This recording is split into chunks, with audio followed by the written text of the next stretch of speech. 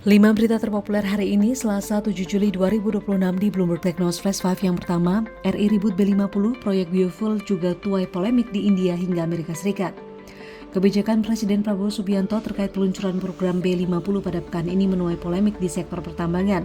Meski pemerintah meyakini kebijakan ini akan mengurangi ketergantungan pada impor minyak dan solar, namun B50 dianggap membuat biaya operasional naik 3 hingga 5% dan seringnya penggantian filter. Penggunaan B50 juga dinilai berpotensi meningkatkan konsumsi bahan bakar karena efisiensi pembakaran yang menurun. Sementara itu, pelaku industri sawit meminta pemerintah tidak terburu-buru menerapkan mandatori B50. Polemik yang sama juga terjadi di India dan Amerika Serikat. Mandatori penggunaan biofuel di kedua negara tersebut mendapat pertentangan keras karena dianggap membebani pengguna dari rumah tangga hingga pelaku usaha dan industri. Kedua, CNG Merah Putih sistem distribusi dinilai bisa adopsi LPG 3 kg. Pakar migas sekaligus anggota Dewan Penasihat IATMI Hadi Ismoyo menilai distribusi tabung CNG Merah Putih berukuran 3 kg dapat mengadopsi sistem distribusi LPG 3 kg yang sudah berjalan.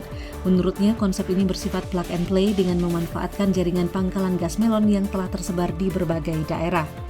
Meski demikian, pemerintah tetap didorong memperbanyak stasiun kompresi yang terhubung ke pipa gas Trans Jawa sebagai tulang punggung pasokan.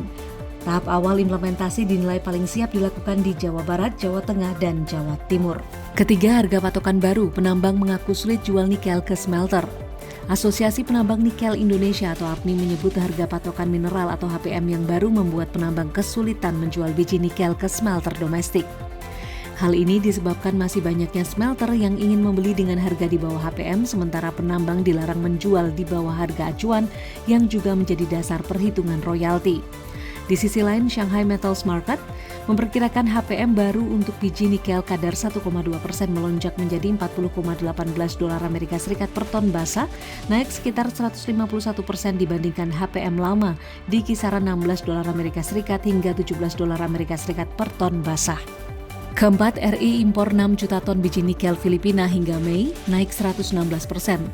Indonesia mengimpor 6,02 juta ton biji nikel dari Filipina sepanjang Januari hingga Mei 2026 melonjak 116,8% dibandingkan periode yang sama tahun lalu yang mencapai 2,78 juta ton.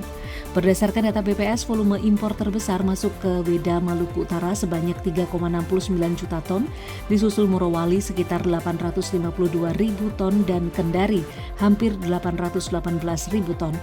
Forum Industri Nikel Indonesia memperkirakan impor biji nikel sepanjang 2026 mencapai 25 juta ton, dipicu penurunan kuota produksi dalam negeri pada RKAB menjadi 260 hingga 270 juta ton. Kelima, RI mau bangun pembangkit EBT 3,4 gigawatt ekspor listrik ke Singapura.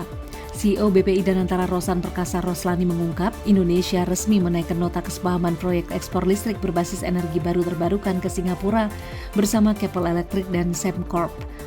Dalam proyek jangka panjang ini, Danantara bersama mitra swasta akan membangun pembangkit EBT di Batam, Bintan, dan Karimun dengan total kapasitas 3,4 gigawatt.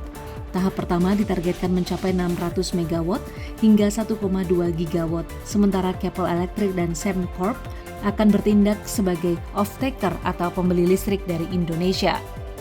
Itu dia 5 berita terpopuler pilihan Bloomberg Technos hari ini. Ikuti terus update selanjutnya di www.bloombergtechnos.com.